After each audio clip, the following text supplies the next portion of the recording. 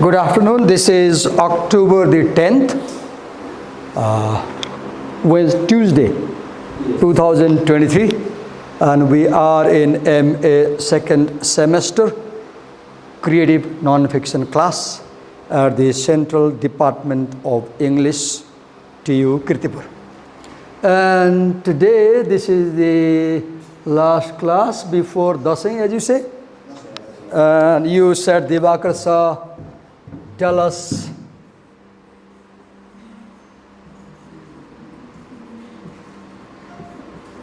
how to write a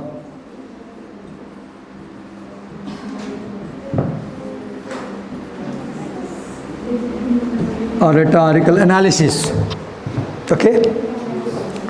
So I want to respond to your question. How can we write a rhetorical analysis?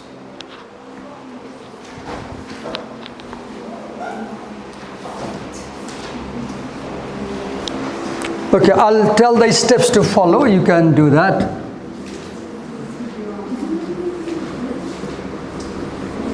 Select one essay from your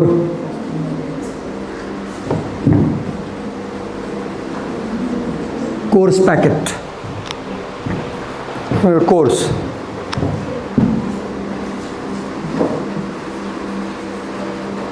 And one essay from the Norton reader of nonfiction that is not in your course. I'll give an idea. At the end of your essay, suppose you choose the way to Rainy Mountain, and if you go to the end of Rainy Mountain, for example, or sometimes they give you a cross-reference essay. They mention one essay in the anthology which may have similar theme. They tell you, after reading this essay, please read that essay. If they tell you, choose that essay. Suppose they don't tell you, then go for the table of content of the PDF file. And you can get this book, as I've told you, you can get this book, though this is illegal.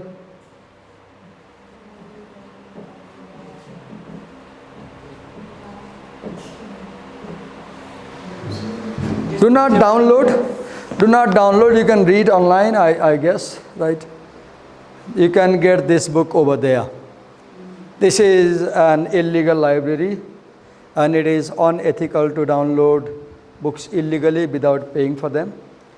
But you can choose to read online, or you can go to Google Books. Google Books has this book. You can read on screen. Okay, now you select the essay. Second,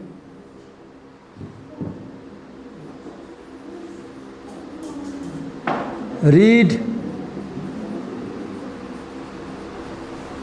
both essays carefully, making notes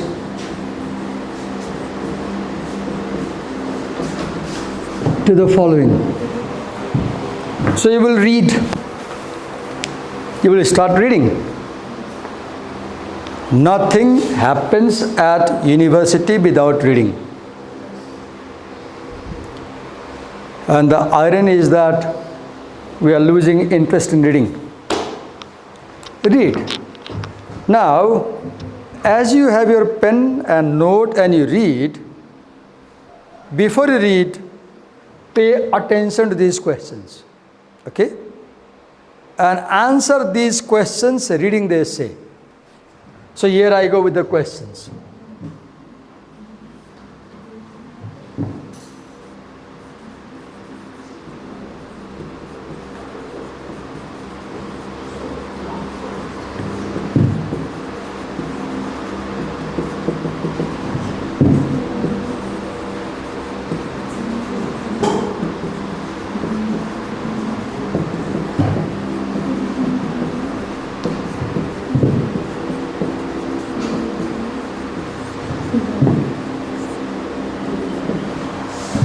What is the theme of the unit in your curriculum in which that essay is placed? For example, if you choose the essay Waste, Land and Elegy, then that essay is in Unit 2. And the theme of Unit 2 is people, places and environment. So if you are choosing Waste, Land and Elegy for writing rhetorical analysis, here write environment. Because that essay, Waste, Land and Elegy, does two things. It talks about a place where the writer lived, and it talks about environment. So, in answer of this question, you will write place and environment. No, people, place, sorry. People, place and environment. Second,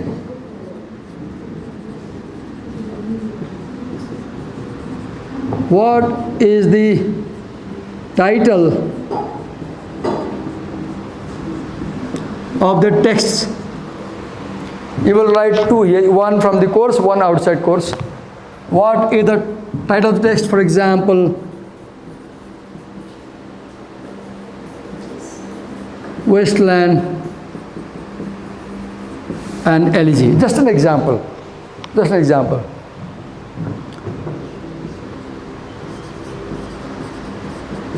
What is the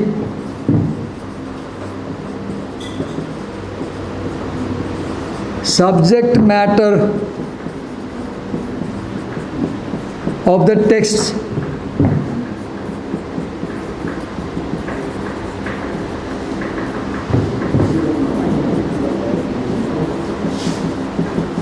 Environmental crisis.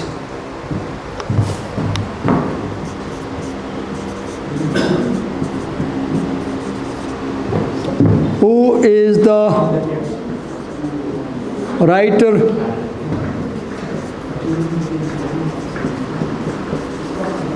who is the writer or the writer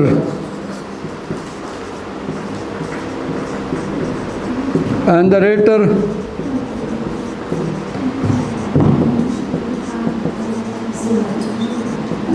same or different?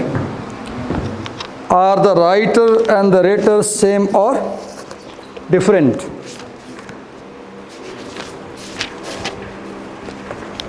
Okay.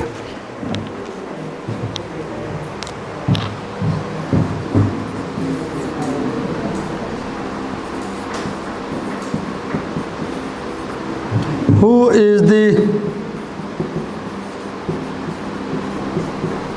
implied writer? For example, a son, an owl woman,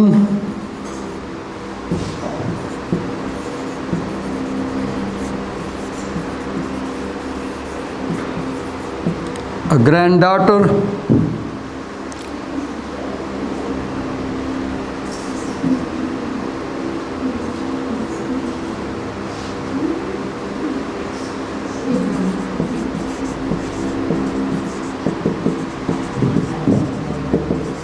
a Red Indian chief,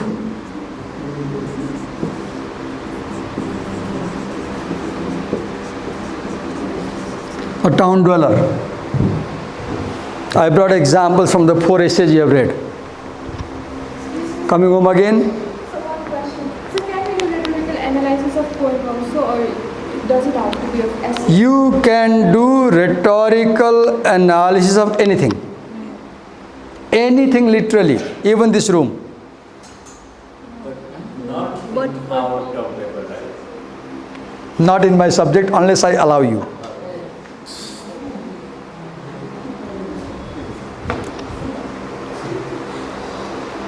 Any text can be a subject for rhetorical analysis. And the word text in broad cultural term means any artifact that makes meaning. Even that bottle has a meaning. It's a text. It says something. How do you rhetorically analyze the bottle then? So I'll analyze why this bottle is there at this moment. What purpose is the bottle supposed to serve? What is it made up of? How is this bottle related to this consumer? What label is printed on the bottle? What ideology it conveys? And I'll go on. What meaning it makes. Child, it's okay. You need to read it. It's fine. So we can do rhetorical analysis of certain political events also. Yeah, that's very good topic. Rhetorical analysis of a political event, that's very good topic. Because political topics are more suitable for rhetorical analysis. They are more suitable. Anything can have a rhetorical analysis. Rhetorical analysis simply means how something persuades you. That's all. How something persuades you. Even his cap can be a topic for rhetorical analysis. Why is he wearing it? Whom is he trying to impress? How? Is he able to impress or not? If he is able to impress, why he could impress? If not, why he failed? So who is the implied rhetor? Okay.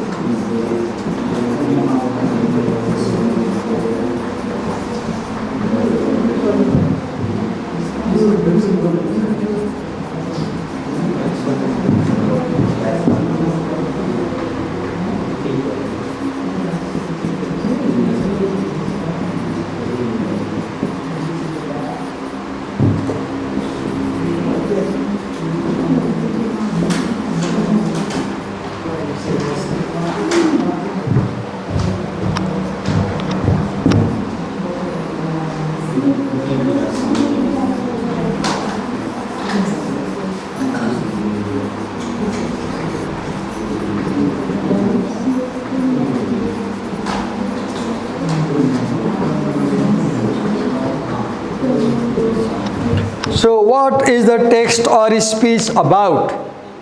First essay is about home. Second essay is about sleep-wake habits. Third is about Catholic women's derelict situation because of political reasons. Fourth is about relations between whites and natives. Fifth is about development and its impact on environment.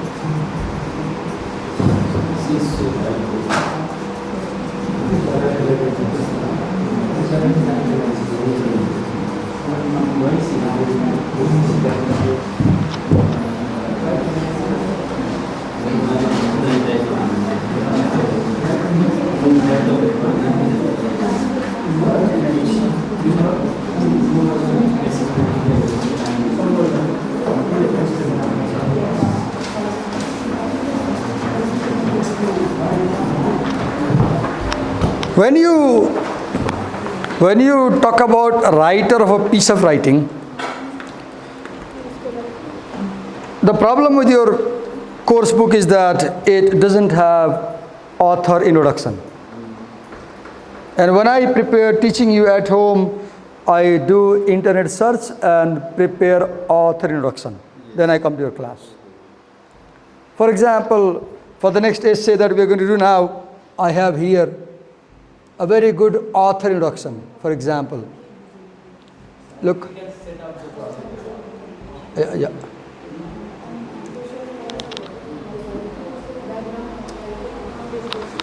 I have a lot of information about Mary Jane Oliver, for example.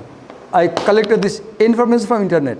So what I mean, you have to do some internet research in this section because the book doesn't help you. You find out, because it has an implication. If you see that the author has scholarly status or training, knowledge, all that, honor, then it makes ethical appeal. It makes ethical appeal. Right? When you know that Chang-Ri Lee is a professor of creative writing, then you understand why he can write such a beautiful essay. Right? But when you don't know the qualifications of Judith Ortiz Coffer, you wonder how come she can write such a beautiful essay, for example. Right? Okay.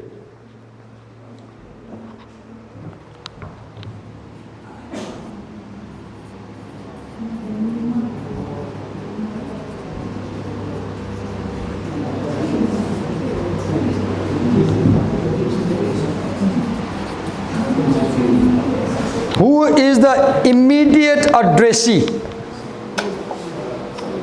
For example, in case of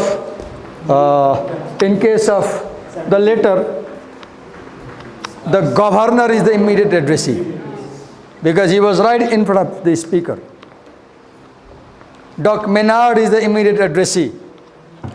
The chiefs who had gathered over there, they were immediate addressee. A distant addressee was the American president. And broader addressees are all the whites around the world.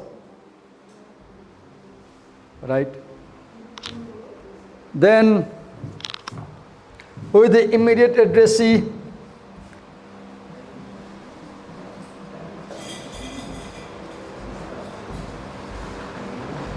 Implied addressee.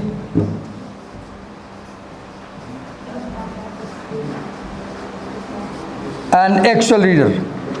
Actual reader is always you who is writing the rhetorical analysis because you're reading it. Okay, yeah. Now,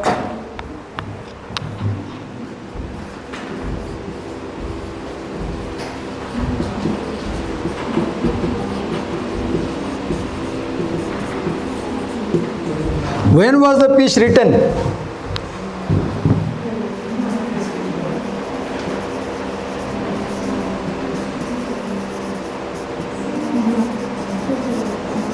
When was it published?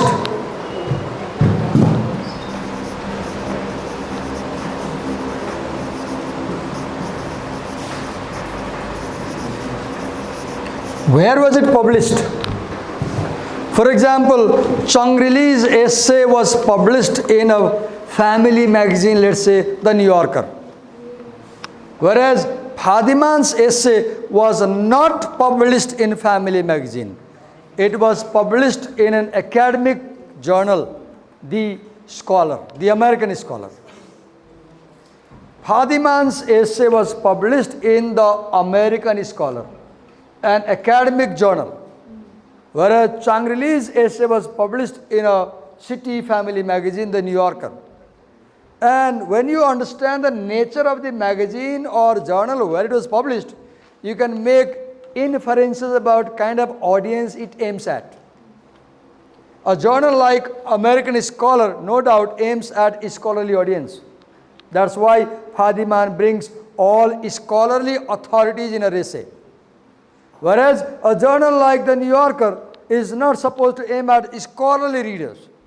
It aims at common readers. That's why Chang really doesn't think it necessary to bring scholarly resources. When Chang really talks about cancer, he doesn't quote any medical magazine or journal like Nature, right? Okay.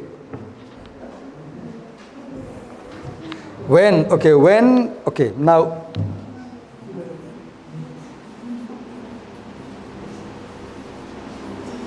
what events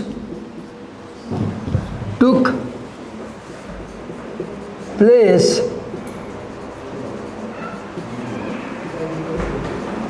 immediately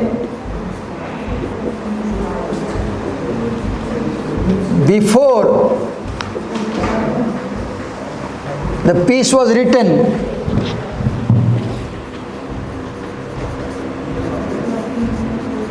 and after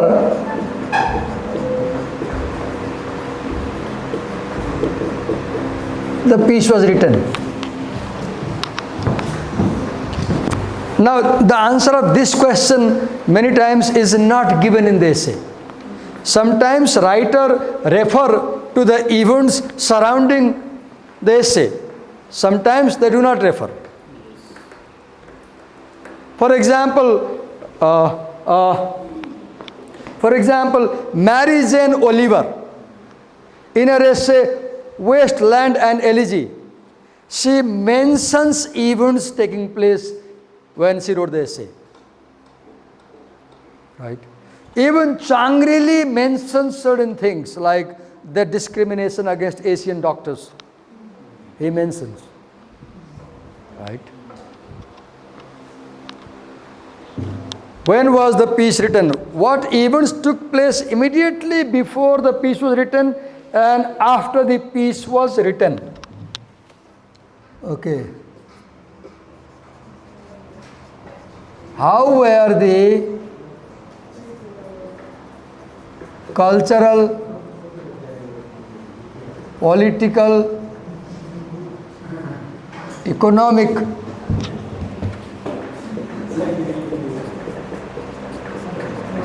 intellectual circumstances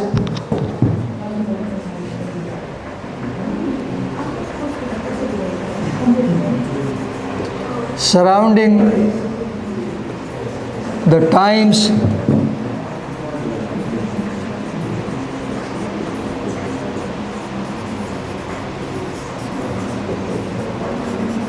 when the piece was written?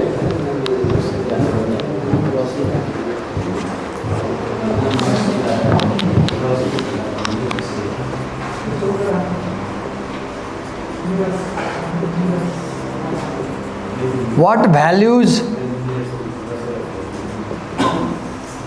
or beliefs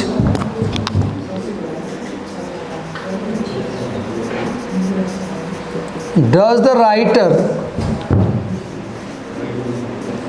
or writer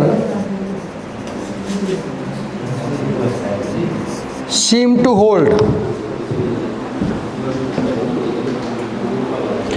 It is not necessary that you answer all these questions, because when an essayist writes a piece, they are not answering these questions. No writer has all these questions and he starts writing the essay. No. You don't find all these answers in a single piece. Just see which questions can be answered. Answer. If not, just skip.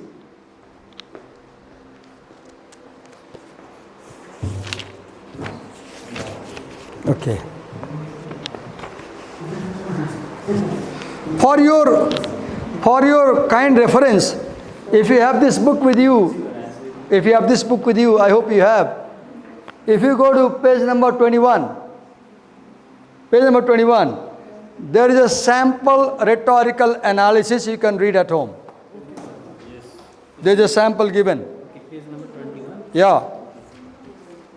I will discuss this when time comes, but you can have a look during vacations. Yeah, this will give you more idea or some idea about writing.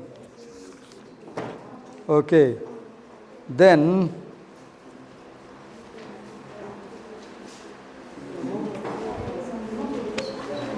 Let me go to another source now, because this book doesn't have all the information. Just a minute.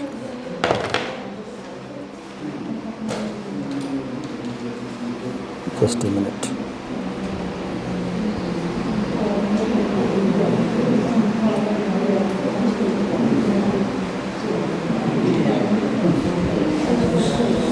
Okay.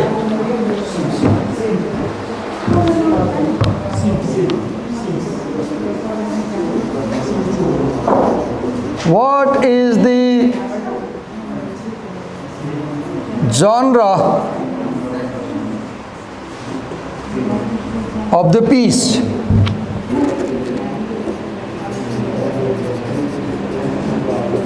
What is the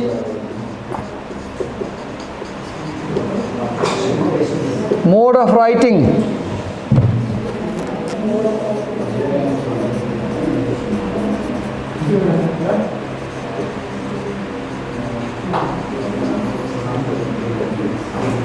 What is the purpose of writing?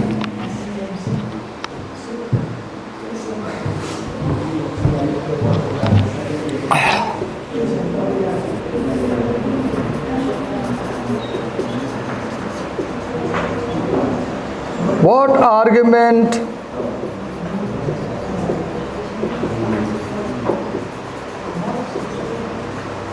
does the writer make?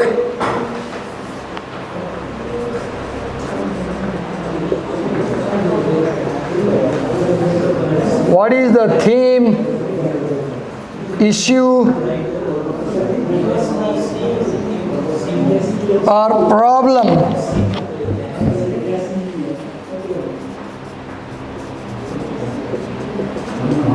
that the piece raises?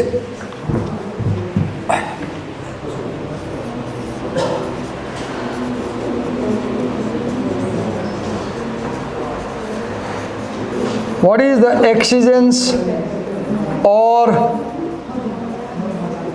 question that the piece tries to answer?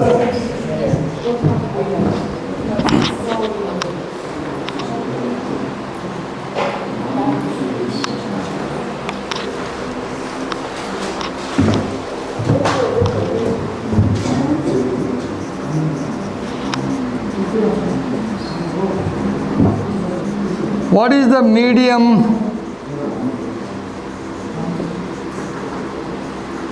through which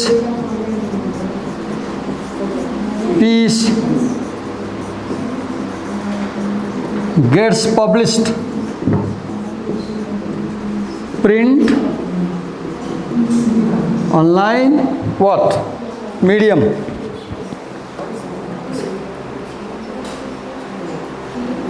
Okay.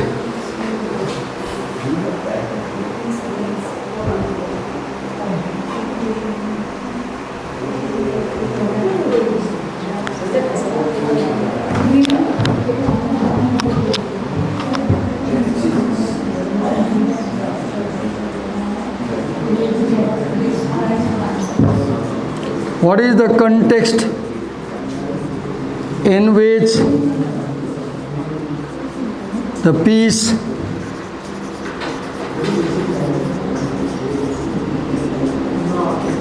has been written?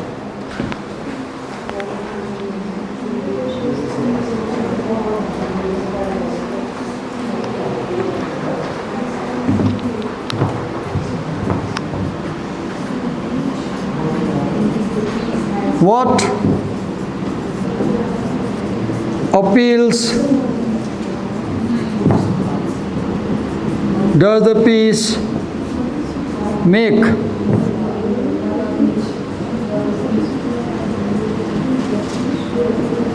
Emotional, logical, ethical?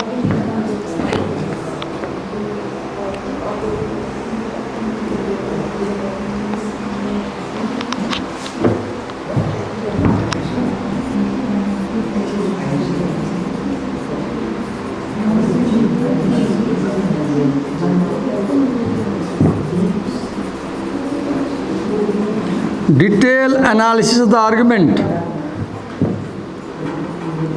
What is the thesis? Claim. Reason. Evidence. Qualifier. Counterclaim. Rebuttal. Don't worry. Just note down first. Try to understand. Ask me for help. And it is not necessary that you will answer all these questions. No. Answer as many as you can in your text. And let me see how many you can do. Okay.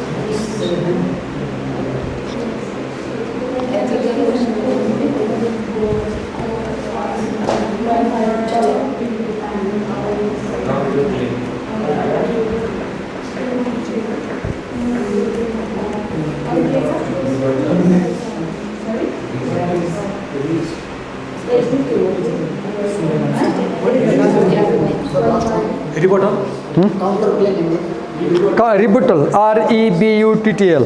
Rebuttal. Rebuttal.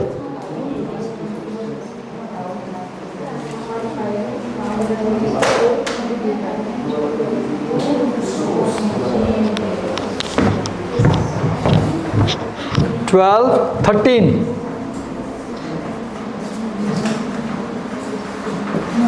What kind of authorities? What kind of authority? Any? 8, 9, 10, 11. 8, 9, 10, 11, 12, 13.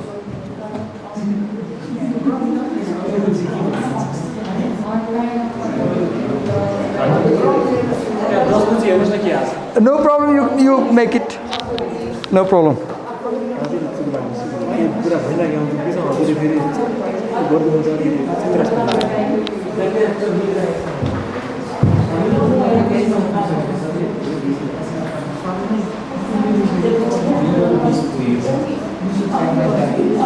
Is the argument fallacious? There may be some fallacy. It may be applicable, not applicable, depends on what kind of text you have chosen. Okay.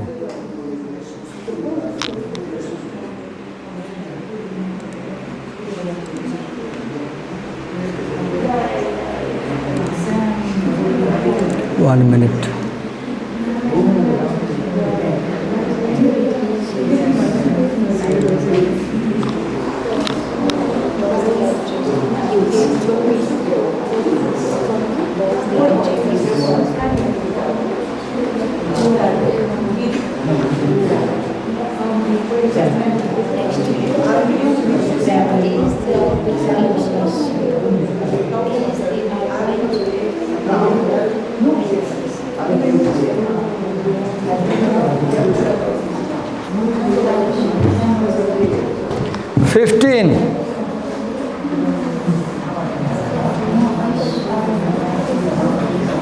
What has motivated the writer to write this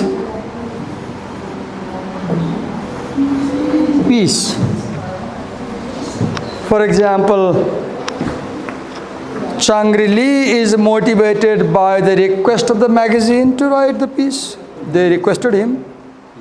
Fadiman has been motivated by all the negative stereotypes people use against owls to write the piece.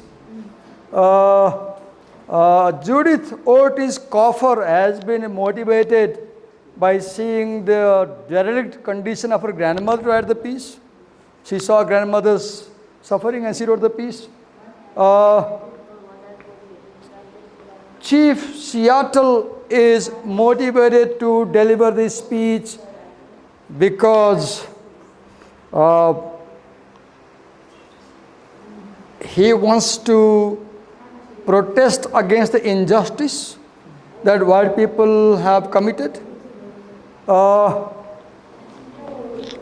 And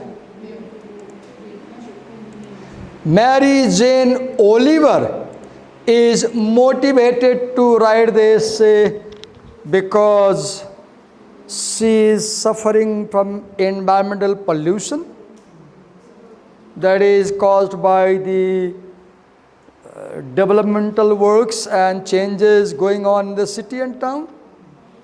So what motivates someone to write the piece, okay? Then, yes.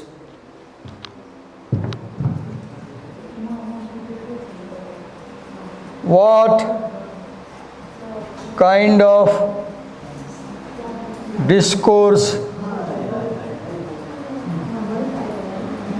is this piece? 3, right? 17.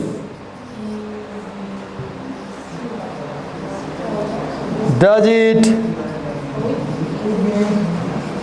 talk about past, present, future, or does it praise or blame someone? So it is don't talk about past, present, and future. Does the essay talk about a topic from the past? Fadiman's essay explores history of sleeping and waking.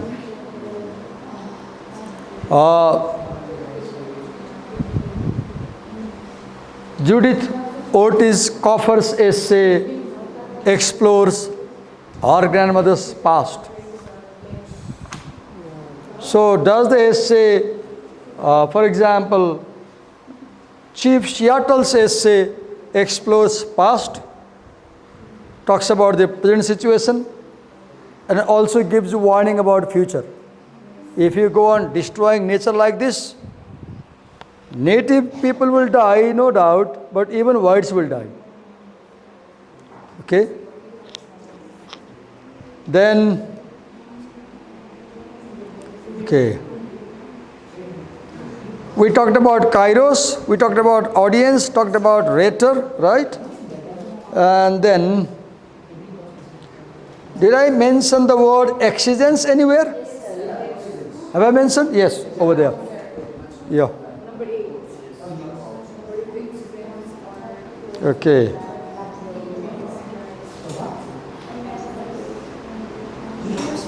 Yes, one thing is here.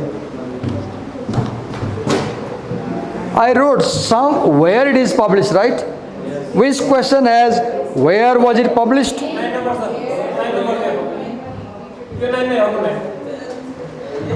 Where? So here also write forum. Forum. Some questions might be repeated because we are writing out of memory. Okay, wait a minute.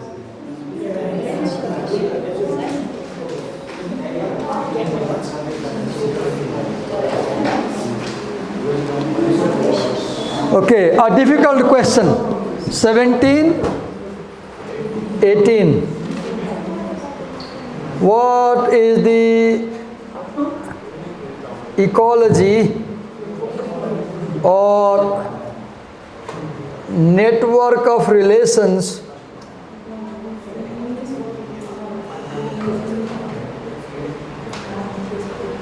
among the rhetorics. For example, Chief Seattle in his speech says that the white man does not understand our ways. Yes. And if you read Mary Jane Oliver's essay, though Chief Seattle was speaking around 1856 or 54, and Mary Jane Oliver was writing in 2007, 150 years gap. But you will see that Mary Jane Oliver's essay gives evidence to prove Chief Seattle's claim that the white man does not understand the ways of the Native people. For example, Mary Jane Oliver shows how, in the name of development, the city council is destroying nature. And this is what Chief Seattle says. You take a land and you destroy the nature in the name of development, Seattle says. And Mary Jane Oliver, after 150 years, gives a very good example that the white man is a savage. So, ecology is how Mary Jane Oliver supports what Chief Seattle says, connection between two writers. What Chief Seattle said 150 years before, Mary Jane proves 150 years after. So you connect the two writers, arguing that Mary Jane supplies evidence to the claim that Chief Seattle made 150 years before. But this is quite difficult. Have you heard the word intertextuality? Yes. So ecology means how one text is connected to another text. How Changrili's mother and Judith Otis Coffer's grandmother are connected. Both suffer. Coffer's grandmother suffers for one reason, but Changrili's mother suffers for another reason. But both are women. And the common thing is that women anywhere at any time suffer for various reasons. And you see the ecological connection. Okay, what else do we have?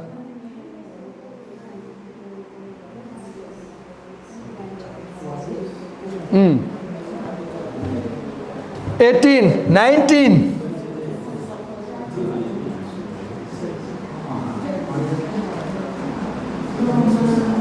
How does the text create new knowledge on the topic? I'll give an example.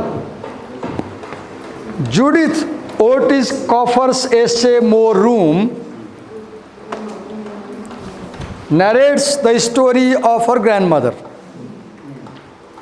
and tells us her grandmother's life. Fine. So it seems like the topic is about women. Fine. But as we read Judith Otis Coffer's grandmother's story, we start understanding how these Purusarthi Logne Manches, sorry for this Nepali term, how these potent patriarchs, Purusarthi, potent means Samarthya.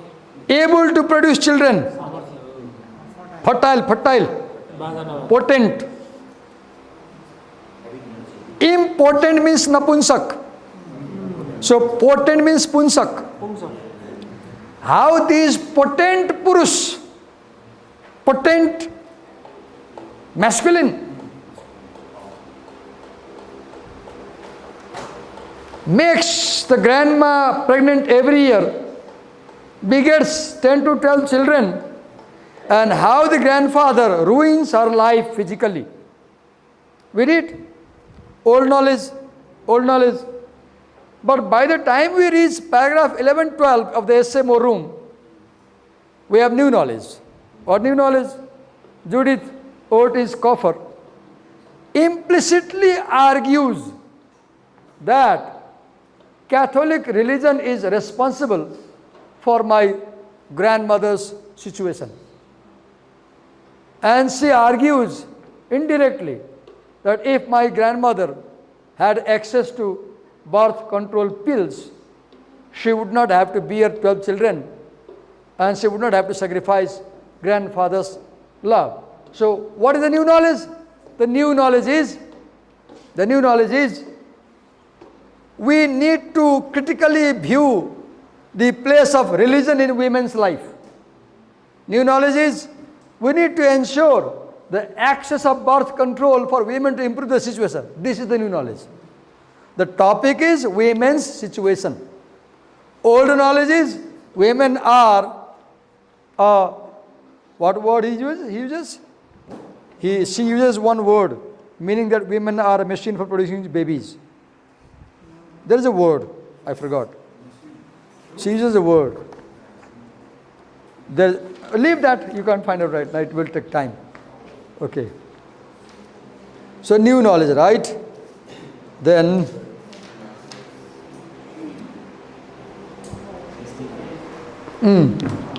come here. What is the number? 19? 20? 20. How is the language of the piece? Diction,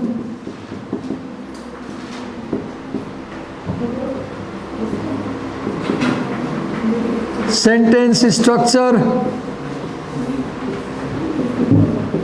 style,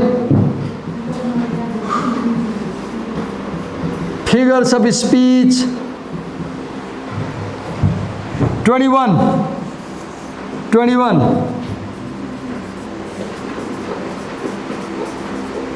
What rhetorical strategies does the writer use in the piece? This morning, while preparing for a class, I was reading this essay. I want to show you. Wait a minute. Look, I converted the essay. Oh, I don't know if I can show.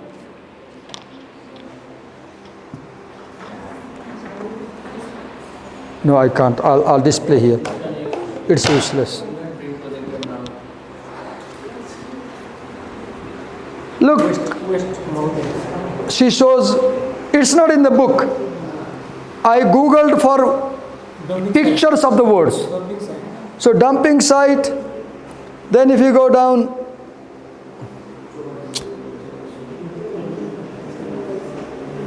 dumping site, let me take you down. Look, the kind of greenery she describes. And you will see that, look, I just converted the words into images.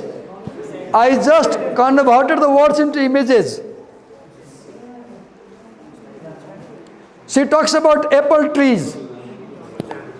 She talks about avocado. The one we are going to read. Wasteland and elegy. And what she does, you will see that, listen to me, what she does is, where to write. She uses imagery, right? On one side she brings nature imagery versus pollution imagery. She puts together images of pollution and images of beautiful nature. What is elegy? Elegy is a lamentation of something that has gone. So she remembers how the town was long ago and how the town is today. And she compares then and now. Right? Okay.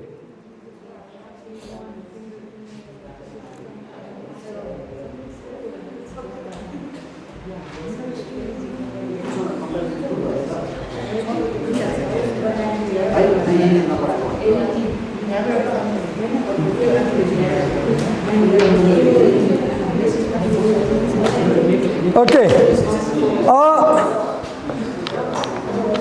We have almost more than 20 questions.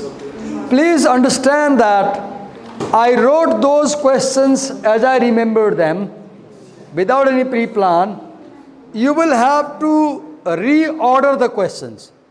For example, 5-6 questions can fall under something called rhetorical situation. Rhetor, audience, message, etc. What you do is, writing has a process. You first gather information, then you write. Read the essay, you first choose the essay, 2 essay, mail me and tell me, Divakar sir, these are the 2 essays I have chosen. I'll give you a green signal. I may give you some hint also. के गर्ने त्यो एसेमा.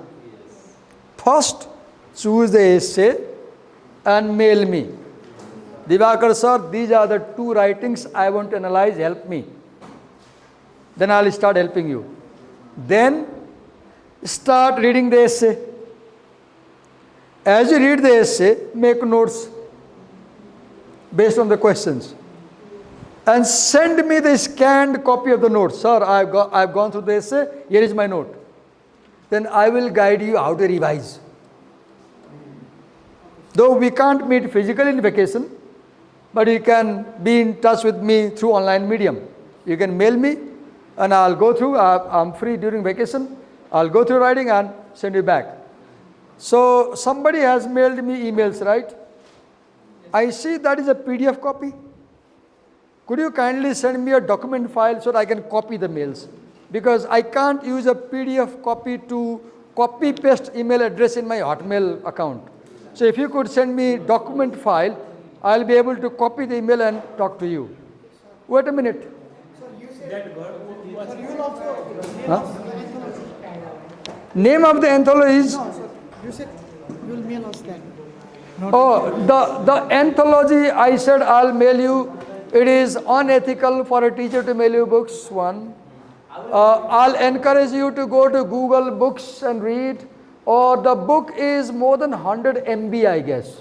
And in email system you can zip and mail. So what is the name of that book? Norton Reader of Nonfiction. Let me show you the book. Just a minute, I'll show the book to you. Hello? Let me show the book to you before you go home.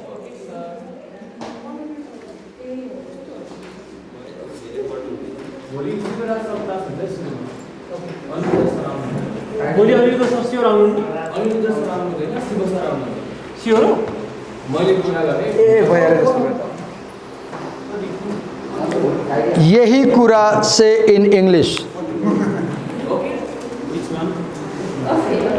Insist on speaking English because you study. This is the book. Melissa, who is the writer, sir? Corrector. Elisa A. Gold. This is the book from which all your essays come. The Norton Reader. If you are in touch with me through Facebook, you can message queries. I'll respond. Yeah, that's my account, Divakar Upadhyayal. And hello, this afternoon or tonight, I will answer these questions I will answer these questions in the essays and upload a video for you to watch. I will answer these questions in one essay. Yeah. So while you write at home, I'll keep uploading videos to guide you. Thank you. You can leave. Someone take this projector back to office, please. And you tell them that you need a better projector. So, if I ought to write rhetorical analysis of some political scenario, for example, Balingo scenario. Right now, I will encourage you. Okay, go there, fine, do. I don't know. No, sir, not for the term paper, just for general knowledge. How should I start the rhetorical analysis for like journal articles and I will analyze. First, you have to find a text on the topic. So, a text is necessary. Huh? The text is necessary. Yeah. So, I cannot write. Not always. Here we are saying. Okay, sir. You can do a rhetorical analysis of a film. You can do a rhetorical analysis of a temple. You can do a rhetorical analysis of a building. Just begin by asking, what purpose does this building want to achieve? And then ask, does it achieve? How? But for us, I'll say, do about Balin, no problem, but find New York Times article on Balin. Because last time New York Times published one article about Balin, for example.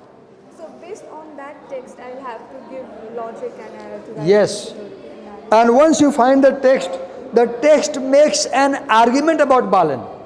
Right? So, do I support that argument or do I don't support You don't support, oppose. Rhetorical analysis is not agreeing, disagreeing. Rhetorical analysis is judging how well the writer is saying something. It's not saying I agree, disagree. There is no agreement, no disagreement in analysis. It's just judging how well he is saying something. And if I have to write the same thing through critical theory then? I didn't get your question. So critical theory, like through lens of some certain literary theory. Right now, we are not going to bring literary theory, but No sir, it's just for knowing sir. in literary theory, you can write you agree and give a reason why you agree. In rhetorical analysis also, if you say I agree, give a reason why you agree. Just saying I agree is not enough. Give a reason why you agree. That's the point. Thank you sir. Thank you. Yeah. Just a minute. Let me film. I'll give you your address. Just a minute.